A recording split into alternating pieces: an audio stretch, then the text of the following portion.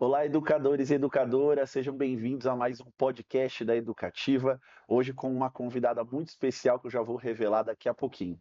Mas em primeiro lugar, eu quero agradecer o nosso patrocinador, a Engenhoteca, uma empresa de cultura maker, STEAM, que tem revolucionado aí nas escolas parceiras. Então, procure no Instagram Engenhoteca e tente saber um pouco mais sobre isso, porque pode ser muito bom para a sua escola essa parceria. E também apresentando a Educativa, se você chegou até aqui e não nos conhece, somos uma plataforma de formação continuada para docentes, né? Todo esse público da educação básica é mais que bem-vinda na nossa plataforma. Temos diversos cursos, são mais de 50 800 horas de carga horária com certificado dentro da plataforma. Então conheça. Aí na tela vai estar aparecendo um cupom, um QR Code de desconto para você. Isso mesmo, 50% de desconto para quem acompanha o nosso podcast. Então não perde essa oportunidade de crescer na sua carreira, de utilizar isso nos programas aí de progressão para você evoluir na sua carreira, na sua vida como educador, tá bom? Dito isso, quero então anunciar a nossa convidada de hoje. Seja muito bem-vinda, Osana, por essa oportunidade que você está nos dando aqui. Uma grande alegria recebê-la. E eu queria dar essa oportunidade para você se apresentar, contar um pouquinho para nós, para quem está nos vendo, sobre a sua vida, sua carreira. Vamos começar ali. Você como é educadora, empresária, é muita coisa, gente. Hoje aguenta aí que vai ser bom esse bate-papo. Mas fala um pouquinho de você, da sua formação, de onde surgiu todo esse coração educador aí. Olá, eu agradeço aqui a oportunidade de estar aqui com vocês. Uhum. É muito bom a gente poder falar da educação, da experiência, da vivência, da crença que nós temos na fé que a gente tem, da transformação pela educação. Ainda mais hoje que a gente precisa tanto, né? Um tempo que a gente está passando tão difícil. Minha história acho que começa quando menina ainda, que brincava de escola. E, na verdade, um pai que queria colocar a família para trabalhar junto, para ter sob a asa, né, a segurança de todo mundo. A minha mãe foi alfabetizadora por 25 anos no estado, professora de primeira série, deu aula na PAI por 12 anos. Eu tenho uma irmã caçula, 13 anos mais nova, que chorava muito, não acostumava a escola nenhuma. E aí, na época, tinha que escolher um colégio profissionalizante e veio o convite. Faça o magistério e a gente monta uma escola. Uhum. Todas as mulheres da família fizeram magistério, primas, tias, irmãs, todo mundo. Não vou fazer diferente. Uhum. Fomos para o magistério, dali fomos para a pedagogia, dali 2 especializações, orientação educacional, administração escolar, uma primeira turma de psicopedagogia. E por que fui buscar a psicopedagogia ainda em 89, 88? Porque eu tinha alguns alunos que não aprendiam no tempo certo, que a gente considerava naquele Uhum. tempo. E eles tinham momentos diferentes de aprender. E um dos meus alunos chegou no final do ano e não aprendeu nada. Uhum. E não falava. E quando eu perguntava para a mãe, por que ele não fala? Tem 5 anos, e nós estamos falando de 88, 89. E ela dizia, ele levou um susto quando era pequeno. Olha. E esse susto ele parou de falar. Na verdade, hoje eu digo que o aluno já era autista, né? E a gente não Uhum. tinha estudo para identificar quais eram os distúrbios de aprendizagem. E dali eu fui me especializando nisso, em comportamento, em formação com a presença da família, 2 MBAs de gestão e educação básica e de gestão e ensino superior, e um mestrado Olha só. na importância da presença da família no processo de aprendizagem formal. Ninguém falava disso no ano 2000, né? Uhum. Ninguém falava disso, mas a gente já identificava como um diferencial.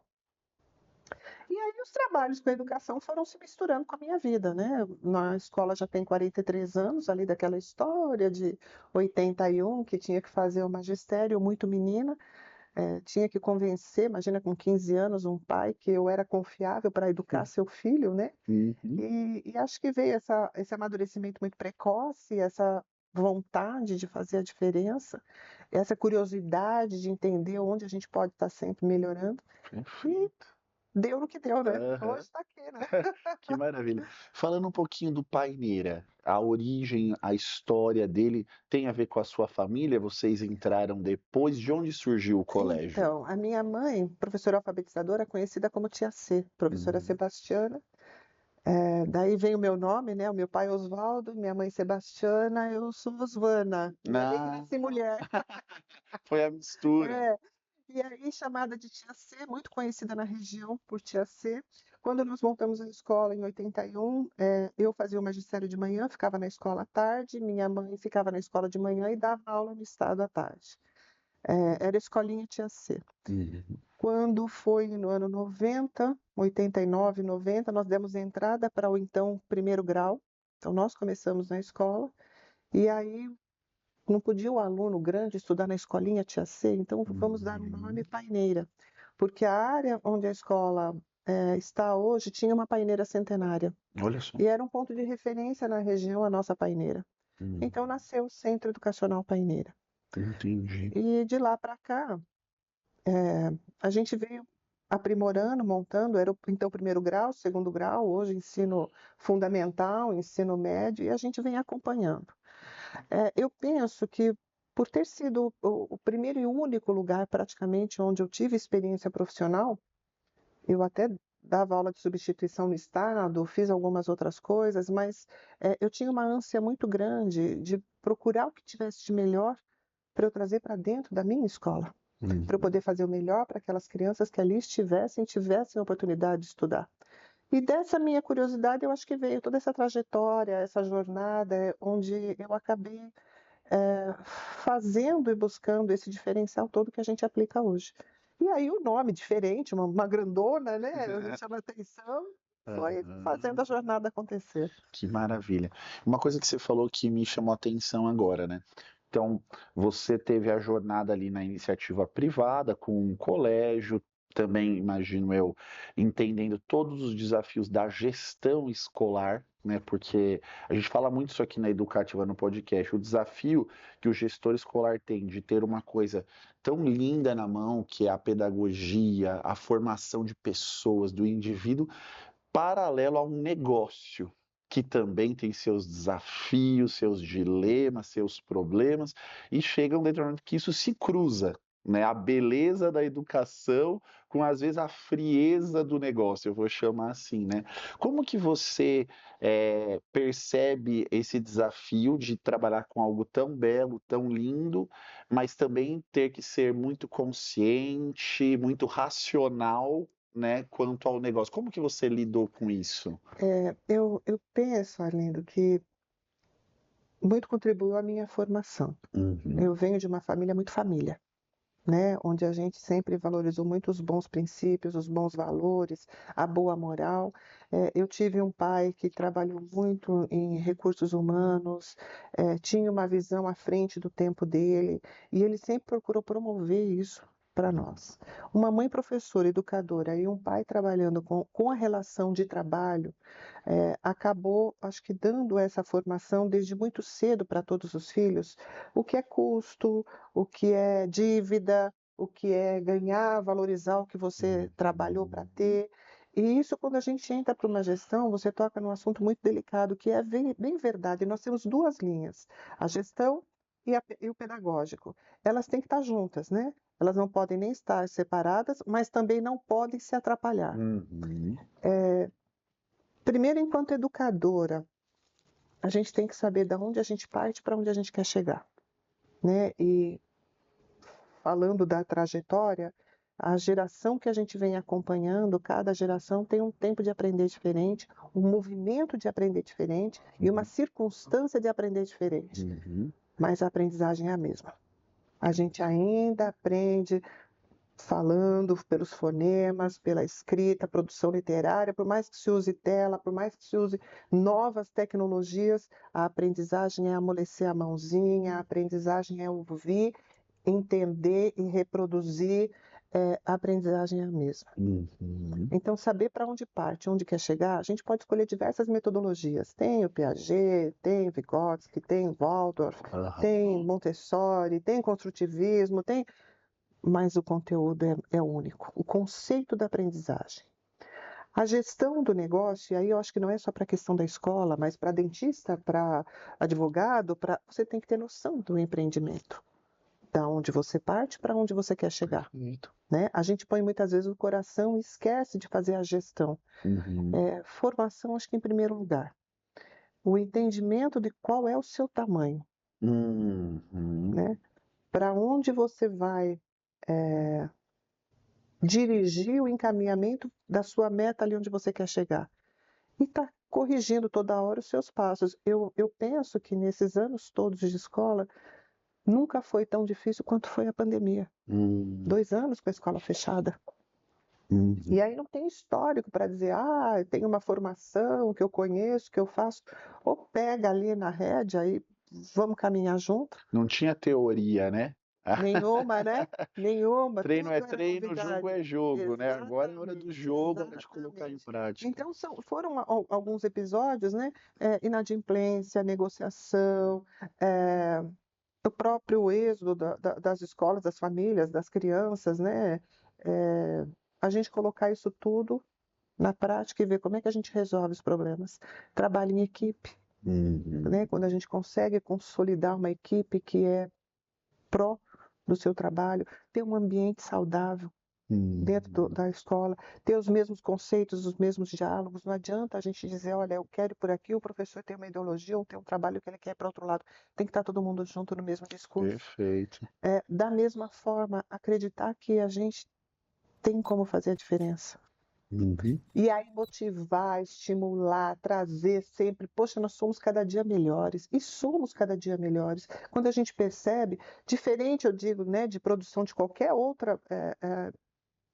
outro negócio que tenha matéria-prima e produção, você vê um parafuso pronto, você vê um carro montado, você vê a educação, você não vê, é intangível para os olhos de quem está ali. A gente só vai perceber se fez um bom trabalho depois de 10, 15 É anos. verdade.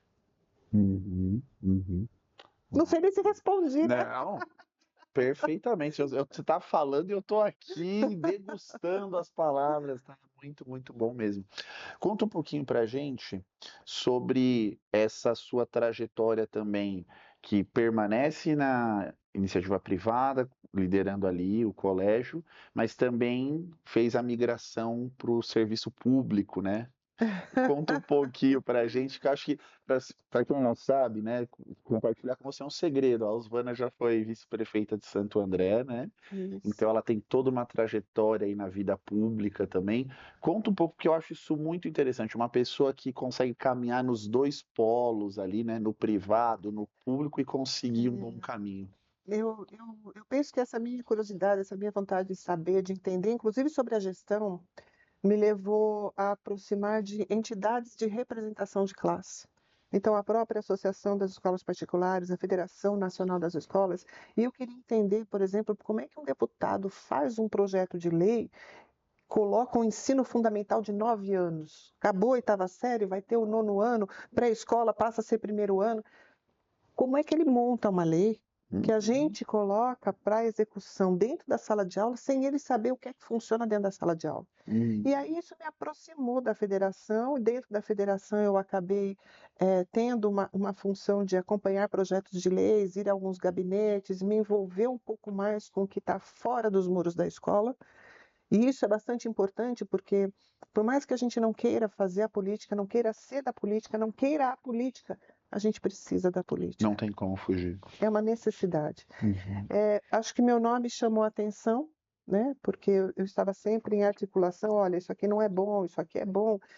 Um exemplo. Agora vai limitar o que se vende na cantina da escola. Tá bom. O deputado escreveu lá, só pode, não pode vender fritura, não pode vender refrigerante, não pode vender. Tá bom. O pai pega o filho da escola e leva o filho onde para comer? E por que a escola tem que ter a obrigação de fazer aquilo que a família não faz? Que é o problema que a gente está vivenciando hoje, a terceirização da educação para a escola. E eu comecei a me colocar sobre esses assuntos. Acho que a gente tem que ter um cuidado com a alimentação saudável, porém, é mais do que a escola. É de vida, é projeto de conhecimento, de trabalho como a sustentabilidade, como a paz, e comecei a me colocar nesse sentido. Isso chamou a atenção em algum momento de alguns, eu acho que protagonistas do cenário político aqui da região. Eu recebi um convite, na verdade recebi diversos convites, então, para estar me filiando, saindo candidata, e na verdade eu me filiei para não sair, Aham. né? Eu não queria sair candidata a vereadora, porque era esse o convite que eu tinha, e justamente o partido que eu acabei me filiando, que era um partido pequeno, que era para não sair, pensando eu que ia escrever programa de governo para a educação, foi que colocou o meu nome como candidata a vice, junto com o candidato a prefeito. Aham. Para mim foi uma experiência única na minha vida, porque eu achava que eu conhecia a minha cidade, Hum, e eu descobri que eu pouco conhecia. Né? uhum. A condição para que eu estivesse junto é que eu subisse os morros, que eu conhecesse as situações, conhecesse as ruas, soubesse das necessidades dos bairros, e aí não só conhecer a política pública para a educação, mas a política pública para a formação de um município e para a formação de uma sociedade. E intervir naquilo que eu pudesse intervir. Para quem é da região vai entender, né? Santo André não é Rua das Figueiras, né? Não. Para quem é de Santo André, eu vou dizer que eu conheci até a Vila Luzita, mas tem uma outra cidade depois de Vila Luzita, Aham. né? A minha escola está no segundo subdistrito, aqui em Santo André, que eu achava que era borda, que eu achava que era periferia, e na verdade não é. A gente Uhum. tem muito mais que isso. Mas eu me deslumbrei com tudo aquilo que a gente viu de capacidade de desenvolvimento e de poder ter atuação e fazer a diferença para a vida de quem a gente tivesse acesso. Deixa eu te fazer uma pergunta sobre isso. Eu já vi algumas pessoas que fizeram uma trajetória parecida, né? Tem uma atuação na iniciativa privada onde você ali é o gestor, você tem o poder da caneta, você faz, você desenvolve, compra, vende, enfim, você é o gestor da sua empresa. E aí, quando a pessoa se depara com um funcionalismo público, ela se sente um pouco de mãos atadas por dizer o seguinte: eu quero fazer, mas eu não posso fazer. Em algum momento você teve um pouco desse sentimento de querer, mas não conseguir por conta de como funciona? Quando eu entrei na gestão pública, eu acabei assumindo, além do papel de vice-prefeita, a Secretaria de Desenvolvimento Econômico de Santo André, Uhum. até pela questão da gestão, né, da empresa, do Perfeito. empresarial. Quando eu entrei no gabinete, na secretaria, fomos estruturar tudo, eu senti falta de caneta, papel, material básico, Uhum. que demorou 3 meses e meio para chegar, Meu né? Deus. É muito grande a dificuldade de fazer a coisa acontecer na gestão pública, porque quando a gente quer fazer a coisa certa, né? E aí é um dinheiro que é nosso, Uhum. não é um dinheiro que é meu, do gestor, ou de fazer quem quer, da forma que quiser, porque tem uma prestação de Uhum. contas. E Uhum. quando a gente tem os caminhos certos para seguir, isso é moroso. Eu costumo dizer que, da mesma forma que a educação demora 10 anos para aparecer, uma empresa que muda de dono a cada 4 anos É. não pode dar certo. Uhum. Se a gente não tiver um planejamento estratégico para mais do que 4 ou 8 anos, a gente não vai saber para onde vai. Quem toca de verdade são esses funcionários que fizeram concurso, que trabalham porque estão ali prestando serviço, porque acreditam, porque, Uhum. independente de quem esteja na gestão no governo, eles estão fazendo o trabalho deles. Sim. Né? Então, isso eu vejo assim, a gente quando vem da iniciativa privada, que, como você disse, tem a caneta, muda o rumo, resolve, faz planejamento, enxuga, aumenta. Uhum. Na gestão pública não tem essa possibilidade, Uhum. mas tem a necessidade. Então, trazer esse funcionalismo, trazer esse funcionário, fazer com que a gente tenha, de certa forma, um planejamento mais organizado, eu acho que tende a fazer toda a diferença. E isso não é só para o município, isso é para Estado, isso é para a federação. A gente precisa saber qual é o rumo. Eu disse lá atrás, a gente tem que saber o ponto de partida para saber onde a gente quer chegar. Onde a gente quer chegar?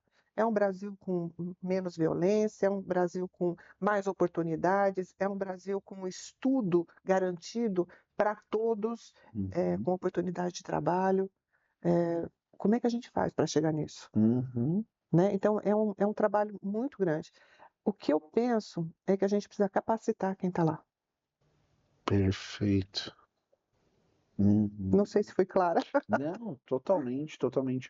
Não adianta, né, a gente ter sempre aquela fala de murmuração referente ao Uhum, problema. Não, uhum. porcaria, não dá certo.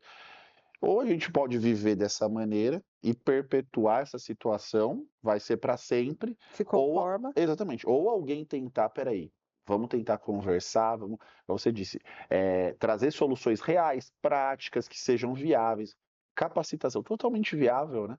To- Totalmente, Totalmente, poxa, vamos totalmente. capacitar, vamos E trazer. hoje com muito mais ferramenta do que se tinha um tempo atrás. Vamos trazer o que tem de moderno, né? Obviamente a gente sabe que não dá para fazer um copia e cola do que é privado para o público, então existem diferenças muito grandes, mas será que não existem boas práticas do privado Sim, que dá para trazer para o sim, sim. público e por aí Eu vai, né? penso nesse sentido.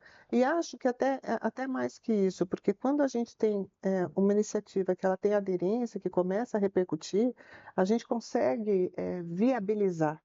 A gente consegue. Sozinho ninguém faz nada, né? Então a Uhum, gente precisa de buscar parceiros. E ninguém dá o que não tem, né? uhum, Então a gente precisa dessa capacitação.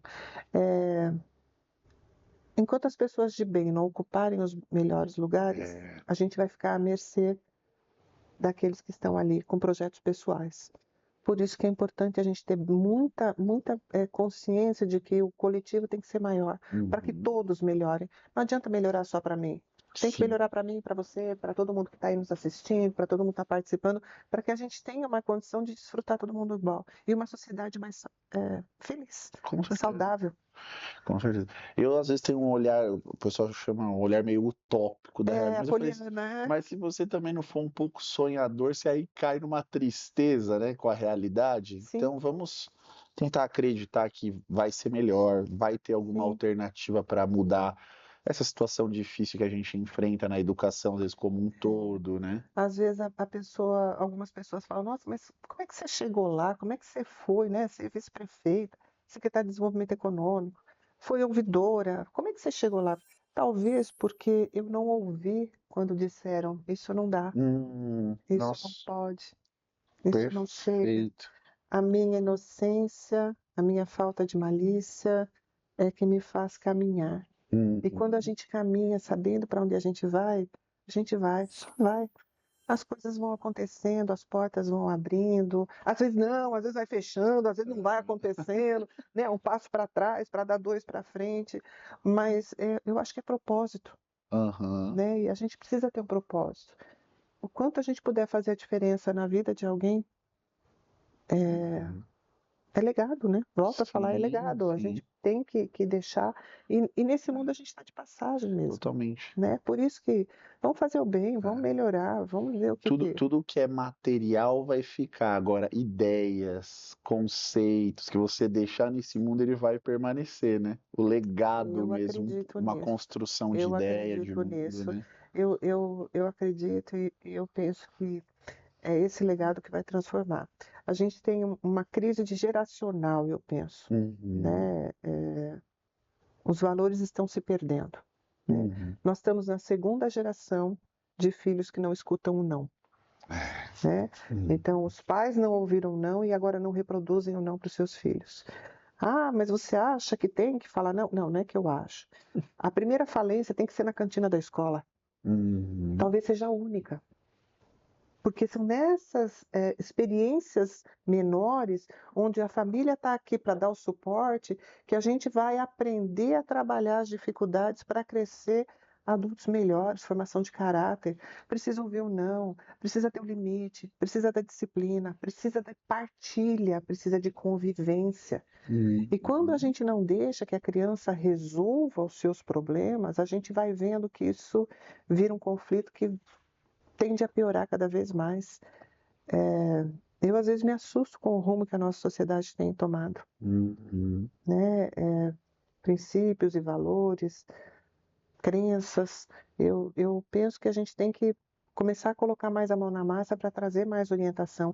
E aí a capacitação, a orientação, a conversa é o caminho. A Uhum. gente aprende muito mais na experiência do outro se a gente tiver a oportunidade de ter esse conhecimento, de saber onde foi que ele conquistou, que ele corrigiu a trajetória para poder chegar lá. Sim. Sabe que o que você falou é muito interessante. Aqui na educativa, a gente busca um diálogo muito direto e aberto com os docentes. Né? É o nosso público, então a gente precisa não imaginar o que eles passam, a gente precisa saber o que eles enfrentam, de verdade, no dia a dia da escola, como que tem sido, quais são os problemas.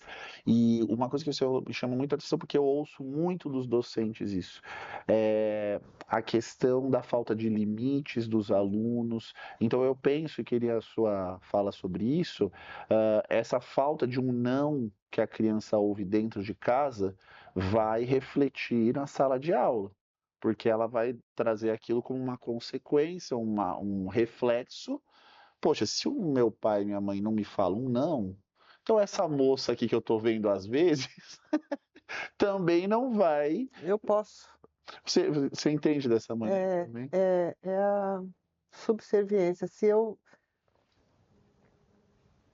eu não temo, eu não respeito, né? Uhum. Eu faço a submissão, não me submeto. Primeiro, eu acho que o professor hoje ele tem uma função muito maior do que transmitir o conhecimento, como já teve lá atrás. Hoje o professor se transmite como pessoa, pelo Uhum. exemplo, pela referência, pela sua formação, pela sua consciência, pelos seus valores. Por isso que é importante o professor bem formado. Muito importante o professor que tenha essa visão para poder trazer para o seu aluno, pela sensibilidade, aquilo que ele está naquele momento precisando. Uhum. Né? Então, a gente tem um princípio daí que é para a gente pensar, formação dos nossos valores e da capacitação dos professores. E segundo, da família. Né? Eu não quero que meu filho passe por aquilo que eu passei. Hum. Infelizmente, gente, nossa trajetória é formada de erros e acertos. É. E quando os erros são menores e pequenos, que a gente pode trazer maiores acertos que vão carregar a mensagem para a vida toda, é melhor. É melhor eu ralar o joelho hoje do que eu perder a perna amanhã. Desculpa o Uhum. exemplo, mas as crianças não sabem mais o É relacionamento. verdade. Né? Não é raro a gente encontrar crianças que agridem os professores na escola e a gente descobrir que agridem os pais em casa. Uhum. Então, é difícil porque a escola não consegue corrigir aquilo que a família não faz. E quando a escola chama a família para dizer, olha, nós estamos percebendo um comportamento diferente, e a família também não consegue enxergar para dizer, precisa de um encaminhamento, precisa de uma avaliação, é a escola que não sabe trabalhar com o meu filho. Uhum. Né? A gente sabe, mas a gente precisa de orientação.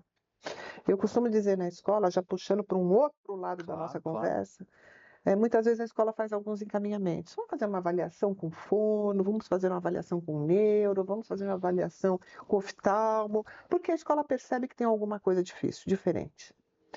Pois bem, a escola não pode trabalhar aquilo? Pode. Mas é como quando a gente tem uma dor de garganta. A dor de garganta está aqui batendo. Eu vou na farmácia, eu compro um remédio, eu posso não comprar o melhor remédio para minha dor de garganta. Então é melhor que eu vá ao médico. O médico vai receitar o remédio, eu volto na farmácia e compro o melhor remédio para mim. Da mesma forma, quando a escola encaminha para uma avaliação, é para que o especialista daquela avaliação indique qual é o remédio, como é o remédio, que a escola vai trabalhar. Olha, precisa escrever mais de forma bastão, não, precisa fazer mais pela audição, vamos fazer uma avaliação oral. É esse especialista que vai dizer a forma que a escola vai trabalhar para ter um êxito com a aprendizagem do aluno. Uhum. E muitas vezes as famílias não entendem. Então, o professor pronto e a família bem orientada, a gente faz um trabalho diferenciado e chega lá. Uhum. E uma coisa que a gente estava falando antes de começar, e eu tracei um paralelo aqui, né? A política hoje a gente tem dois polos, né? Ou você é uma coisa, ou você é outra, e você nem se atreva a vir falar comigo, porque se você é de um lado, eu não quero nem ouvir o que você tem a dizer. Hoje, não sei se você concorda, a gente vive uma realidade assim. O que eu tenho notado? Existe um perigo na educação da gente também criar esses dois polos extremos entre escola e família. Tem muitos professores que sentam aí onde você está e falam do grupo do WhatsApp da família, né? Que se tornou um terror, se tornou um problemão, porque aquilo ali deu um megafone na mão da família e ela fala e fala mesmo. que você entende disso que eu estou tentando trazer aqui? Será que existe um caminho, uma ponte melhor que a gente consiga falar entre as dores que a família também pode ter, né? A família tem seus problemas, suas dificuldades, e também entender a realidade da escola, do professor. Olha, eu não consigo suprir isso que você entrega. Você acha que existe um Arlindo, caminho eu, possível melhor? eu, não sei se eu devo, se eu posso falar o que eu penso sobre isso. Por favor, fale o que você pensa. Vamos supor que a gente faça um grupo aqui de WhatsApp. Eu, você, o Jeff, o Henrique, mas a gente deixa a Solange de fora. Certo. E aí a gente vai no grupo nós e a gente só fala mal da Solange. O que você pensa a respeito? Não é nada ético, né? Um grupo de WhatsApp de pais que se juntam para falar mal da escola sem ter a escola dentro, eu acho vergonhoso. Eu acho imoral. Quer falar? Fala com a gente. Põe o professor no grupo do WhatsApp. Agora, se juntar para falar pelas costas, é vergonhoso. Sim. Para mim, não tem validade nenhuma. Tem problema? Vai falar na escola. Tem problema? Chama todo mundo e conversa. Agora, desculpa, tá? Eu sou muito franca. É isso. A gente Eu sou precisa muito disso. franca, Não, tá? você tá no Porque é caminho. muito cômodo eu estar aqui falando mal e usar a sua boca para ir reclamar lá. Sim. Né? Porque muitas vezes o problema é de um, não é de todos. E aquele um, ele quer fazer a confusão para que todos se voltem contra. Não só para falar mal, para falar bem, para falar, mas a gente tem que estar junto. Se a família está aqui, a escola está aqui e o aluno está no meio, e a tendência de um aluno é se vitimizar, eu não fiz a tarefa porque a minha mãe não me deu um lápis, uma caneta, me levou no dentista, eu fui pro futebol, não deu tempo. Poxa, família, você não está ajudando. Mãe, a professora falou que eu só posso fazer, tirei nota baixa, ela não olhou a prova, ela não corrigiu direito. Poxa, escola, não está fazendo. Se a gente promove a comunicação, escola, família, todos num diálogo único, a gente se junta para pôr o aluno para frente. Perfeito. Se eu tenho um grupo de WhatsApp onde eu viro as costas para a escola e eu interpreto e falo sem compromisso nenhum, sinto muito, mas a escola não deve ter compromisso com vocês também. Porque é aquela coisa, né? Não é um trabalho conjunto. Você só quer ficar gritando, murmurando algo, reclamando, lançando para a plateia, mas você não está querendo buscar uma solução de fato para aquilo. Não, e que coisa, né? Eu ter um grupo de pais e não colocar a escola, que é o único veículo que juntam esses pais. Por que eles estão juntos? Porque estão na sala. Quem é o maior interessado para ver isso acontecer bem? A escola. Ou elege um representante da escola, ou convida o professor para participar, ou chama a diretora para estar junto, mas alguém tem que fazer o meio de campo para manter essa comunicação saudável. Agora, para mim, eu acho imoral um grupo de pais. Sim. Tanto que na escola eu digo, gente, quer conversar comigo? É comigo. No grupo de pais eu não vou nem saber. Não vou tomar conhecimento. E para mim o que se fala lá, se não está envolvido com a escola, com o que a gente pratica, é fofoca, é mentira. Né? Eles têm uma vida social fora da escola. Sim. E onde que o problema acontece? Lá fora e traz para dentro para a escola resolver. Normalmente o problema que a gente tem é um problema de convivência social que acontece fora da escola, mas vem para a escola resolver. É claro que só tem hoje, a maioria dos alunos, a convivência com a escola. A gente não conhece mais vizinhos, a gente não conhece mais, não tem convivência mais com, muitas vezes, nem primos, nem da mesma idade, amigos com filhos da mesma idade. Então, o ambiente social é o da escola. Mas a escola não pode dar conta fora de lá. Eles brigaram no final de semana, chegou aqui, agora afasta meu filho do outro. Ali vai ser evidenciadas situações, problemas que não necessariamente foram gerados ali, né? Com certeza. É que ali vai evidenciar porque ali é Com onde ele está certeza. convivendo. Com certeza. E é por isso que eu falo que muitas vezes vamos deixar eles resolverem. Né? Essa semana chegou um pai que queria falar com o amiguinho do filho, porque ele desacatou o filho, ele ia tirar satisfação com o amiguinho do filho. A coordenadora interviu e falou: não, eles são crianças, eles vão resolver entre eles. Então eu vou esperar o pai dele chegar aqui, eu vou tirar satisfação com o pai dele. A coordenadora olhou para o pai, eles têm 4 anos.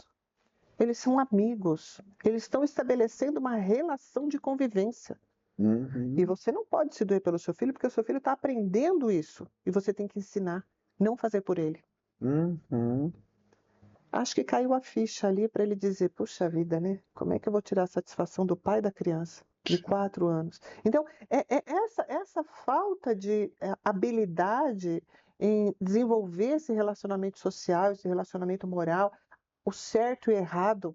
O certo é certo, ainda que pareça errado, e o errado é errado, ainda que pareça certo. A gente tem que trabalhar isso, gente. E tem que começar pela família. Eu dou um exemplo na escola, mas eu acho que vale para muita gente. A mãe chegou em casa, a mãe e o pai do trabalho, aquele dia cansativo, pegou um trânsito, choveu, a roupa do varão não secou, o dinheiro não deu no final do mês. Aí chega a criança, está em casa fazendo o quê? Pulando no sofá. Pelo amor de Deus, eu estou pagando a parcela desse sofá, vai quebrar de novo. Desce do sofá! Né? Chama atenção, briga, esperneia, põe de castigo, e aí aquela coisa desanda. Na semana seguinte, entrou o pagamento, está fazendo sol, a roupa está seca, o chefe elogiou o serviço, não teve trânsito. Ai, que semana boa. Chegou em casa, o que é que a criança está fazendo? Pulando no sofá. Ela olha bem, pensa: puxa, já briguei tanto com essa criança. Ah, também que custa pular no sofá?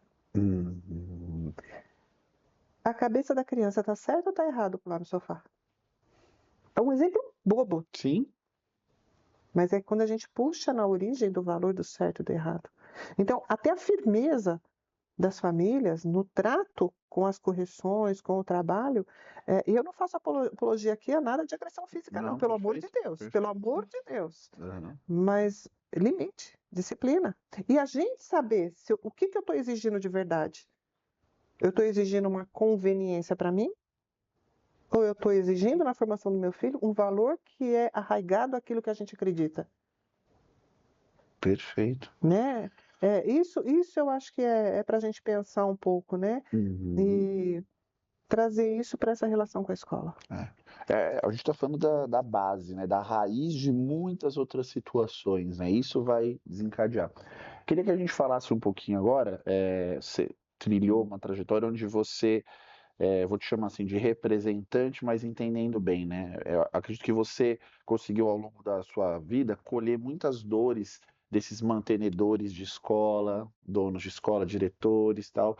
Você conseguiu unir bem o que eles pensam, o que eles passam, enfrentam dificuldades, e hoje você tem uma boa interlocução, né, entre esses representantes escolares da iniciativa privada e alguns órgãos, né? Até peguei aqui, tem a AESP e a FENEP, né? E o que você tem desenvolvido? A gente estava falando aqui sobre a questão da reforma tributária, que tem N desafios, que às vezes criam algo lá em Brasília, mas sem saber o que acontece aqui na ponta.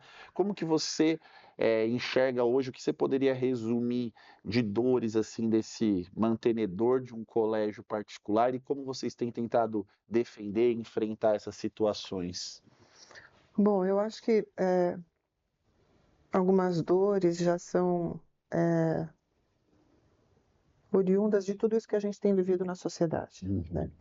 A reforma tributária a gente vem acompanhando desde a sua formação, né, quando era um projeto de lei, a medida provisória.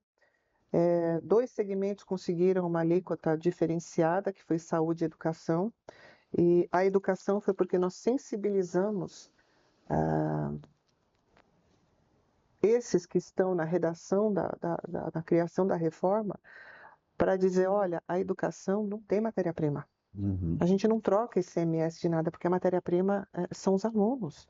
E nesse sentido, faz a diferença para a sociedade que a gente forma. Gente, para qualquer lugar que a gente esteja profissionalmente, a gente tem que passar por uma carteira escolar. Não tem outra alternativa. Se a gente não valorizar a educação, se a gente não der o merecimento que a ela se cabe, a gente vai ver uma sociedade despencando na condição de oportunidade de trabalho, de formação moral, de política aplicada à política pública. E a cadeia, né, vem desde a sua sustentabilidade.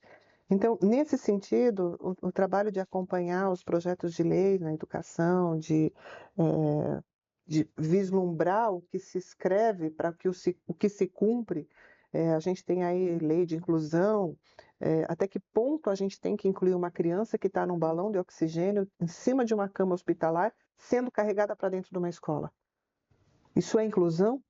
Se nem socialização a criança vai conseguir fazer, a escola não é depósito. Então, a gente tem alguns entendimentos para fazer nessa questão. Uma outra dor, e eu acho que para qualquer um se colocar no lugar, é a inadimplência. Como é que alguém pode assinar um contrato de prestação de serviço e não pagar pelo serviço que está sendo prestado? Né? E a gente tem uma lei que é coberta a isso. Eu, se tiver fome, eu posso entrar no supermercado, encher um carrinho, mas eu não posso sair sem pagar do carrinho. Mesmo sendo algo tão essencial quanto a fome, né? E como é que o pai pode fechar um contrato e não ter obrigação de fazer a quitação das suas dívidas? É imoral. É imoral. Mas é um conceito político. Né? Então, a gente tem algumas situações. Você não entende isso? Eu falo muito sobre isso aqui. Você não entende isso um pouco sobre uma romantização quando a gente fala sobre educação? Porque assim, se eu tô com fome, eu não posso entrar no mercado e pegar comida sem pagar. Agora, quando a gente fala de educação, como você vai privar uma pessoa que não está com a condição de receber o ensino? Então, Você não entende que tem um nível acentuado? oportunismo, tem romantização vocacional, né? A educação é Aham. vocacional. Mas espera, e a moral? Sim. Né? Você contratou. Não foi alguém lá que falou, vou te oferecer isso. Você contratou. Se você não pagar a luz na sua casa, vão cortar a sua luz. Perfeito. Ah, mas psicologicamente eu vou ter um sofrimento, vou ficar sem tomar banho, sem acender. Ué, você contratou o serviço. Você tem que quitar com a sua obrigação. E muitas vezes contratou já sabendo que não teria a condição financeira de arcar. Entendeu? Então, isso eu acho que é uma dor muito grande para a gente, porque isso desmoraliza o trabalho. Né? E quando desmoraliza o trabalho, que você perde o seu valor, perde a razão. Né? Para quê, então? Né? Hoje em dia, eu penso que talvez qualquer outra área seja melhor para investir do que a educação privada no Brasil. Né? E isso me entristece muito. É para corajoso só, né? Entendeu? Então, essas questões, essas situações, e onde a gente procura trabalhar e encontrar consolo, né, junto aos nossos parceiros, para que a gente busque caminhos melhores. E, claro, né, como Osvana, vem outras também pessoas, né, outros educadores que acreditam que ainda vale a pena. Né? E a gente está lá batendo de porta em porta, a gente está brigando, a gente continua acreditando, porque o fruto do trabalho, ele traz um reconhecimento bom quando a gente termina. Tem uma história que eu acho que é muito, muito interessante, que para mim me toca muito, que o menino está na praia com as estrelas do mar na areia, né? Todo mundo acho que conhece isso. E ele vai jogando uma por uma, né? São milhares de estrelas do mar na areia, ele vai jogando uma e alguém fala, pô, mas você está jogando uma e as outras. Ele fala, eu não vou conseguir jogar todas, mas as que eu jogar lá dentro, com certeza, vão fazer diferença para onde elas estiverem. Então, eu penso que o nosso trabalho hoje é jogar a estrela do mar. Quem sabe a gente consiga arregimentar um time que consiga jogar mais estrelas para dentro do mar. Perfeito, perfeito. Gente, muito rico, né? Esse bate-papo. Eu aprendi muito. E eu queria trazer uma curiosidade, né? A gente, antes de começar, eu queria que você compartilhasse, porque assim, a gente às vezes traz a pessoa aqui e fala de assuntos tão sólidos, tão sérios, né? Mas somos pessoas que temos gostos, hobbies. E você comentou de um hobby seu que eu queria que a gente falasse aqui, porque você olha, né? Já foi vice-prefeita, ninguém olha e fala assim. Fala pra gente do hobby que você comentou. O que você gosta de fazer no seu tempo livre, Oswald? Eu gosto de andar de moto. Olha só. Olha que coisa maravilhosa. Eu gosto, acho que então, hoje não piloto mais, né? Uhum. Pilotei lá atrás antes de ser mãe, depois que fui mãe me assustou um pouco, até porque nem na bicicleta eu consigo me equilibrar, mas na garupa eu vou muito bem. E a gente viaja bastante. A vida não é fácil, sabe, Arlindo? Para Uhum. mim, eu sou casada há 37 anos, Olha só. meu esposo passou por 5 infartos, então a gente sempre lutou muito. Quem olha fala assim, ai, mas você tem problema? Tenho muitos. Meus 2 filhos, hoje um com 32 e um com 28, moram em Sydney. Olha só. Eu tenho uma saudade enorme deles, sinto uma falta muito grande. Mas estão felizes, então a gente fica Aham. feliz junto, né? E aí a gente sai para viajar de moto, Olha só, que né? gostoso. Eu Em gosto. família mesmo, É, essas viagens? então, a gente agora tem um grupo de amigos, né? Que viajam juntos. Nós fizemos agora em junho, Que gostoso. a gente fez a Itália. Olha que Nós beleza. somos em 11 casais e é interessante porque um é cardíaco, o outro não dobra o joelho, tem problema de vista, o outro a coluna, né? Então, é uma aventura!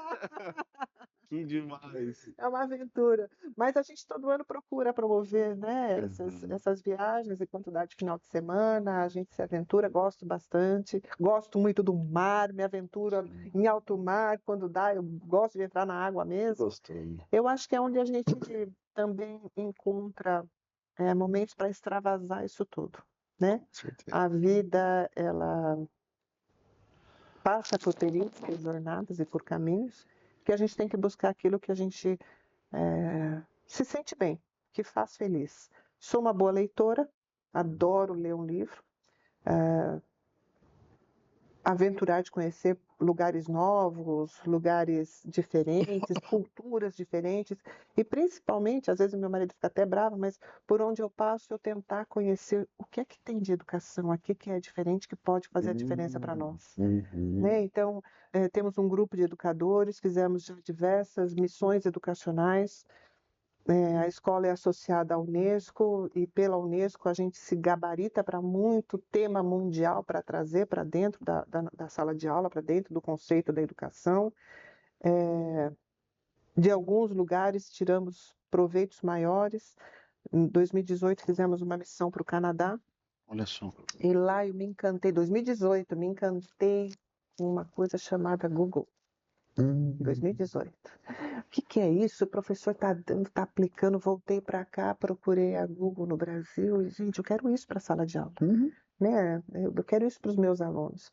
Foi um trabalho dificílimo, 2018, 2019, capacitando o professor, treinando o professor, e o professor tem certa resistência para muita coisa. Uhum. E os professores diziam, para quê? A gente vai usar isso quando? Como que a gente vai precisar disso? O aluno não se interessa, o aluno não gosta, a gente nem gosta que traz o celular para a escola. Uhum. 2018. 2019, novembro, terminou a capacitação. Começamos 2020 e março fechou a escola. Olha só.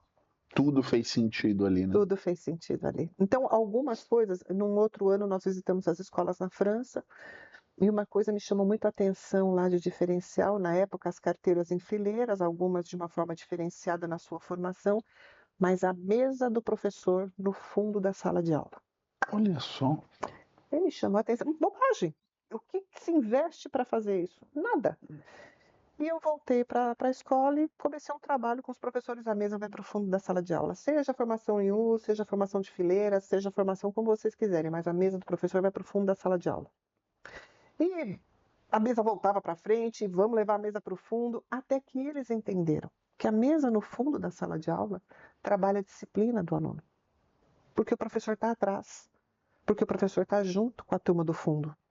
Então, a orientação no sentido de comportamento diferenciado junto do professor e de uma observação tão pequena, de uma Uhum. visita de uma missão educacional que nós fizemos. Então, nesse sentido, é que eu digo que a curiosa, né, aquela que sai de perto do grupo, vai perguntar, mas vem cá, Hum. por que esse projeto de compostagem está do lado de fora da sala de aula e não está lá no meio do pátio? Ah, não, porque aqui a gente vai trabalhando dia a dia, os alunos vão... E é isso que a gente vai trazendo para dentro do Paineira. Maravilha. O Paineira é uma escola pequena. Uhum. Eu brinco, eu digo que é uma escola que é do tamanho da perna, do passo que a gente pode dar. Uhum. Mas é uma escola que faz um trabalho de personalização da educação, ou de pessoalização da educação, porque para cada um é um plano de ensino diferenciado. Uhum. Que maravilha. Rico demais. Eu aprendi muito, imagino todos que nos acompanharam até aqui. E eu queria deixar um tempinho para você falar um pouquinho sobre o Paineira, sobre os seus projetos, onde que o pessoal encontra, no seu Instagram. Você fala bastante no Instagram, você usa? Não, hoje não. Eu já fiz muito, Aham. assim, ali, é uma coisa, uma judiação, mas a idade vai chegando, a gente vai ficando meio cansado, né? A gente vai batendo, batendo, batendo, que aí a gente começa a apanhar, apanhar, apanhar, e aí a gente vai deixando um pouco de lado, né? Aham. Muita coisa. Acho que até eu me sinto um pouco cansada dessa Tá. mídia toda, né? Porque a gente entra para um trabalho tecnológico e muitas vezes a gente se depara com tanto fake, Hum. né? Com fato, é Aham. fake, é história, é verdade, é mentira, e tem tanta gente falando de tanta coisa, a minha maturidade às vezes não tolera, Perfeito. né? Eu acredito muito, muito no que a gente tem visto e tem desenvolvido em neurociência, Hum. né?